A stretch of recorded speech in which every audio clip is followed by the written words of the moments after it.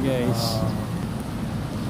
Kung magagawin kayo dito sa Rockville at kung kayo ay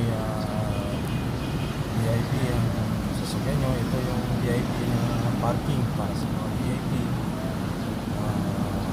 Libre ito, pinapapark ng Rockville para sa mga VIP. Ito ang side na to, ito yung VIP parking. Libre nilang pinapapark kapag boss VIP. Yan, dito sa may side na to yung parking para sa mga VIP. Ito ang side na to.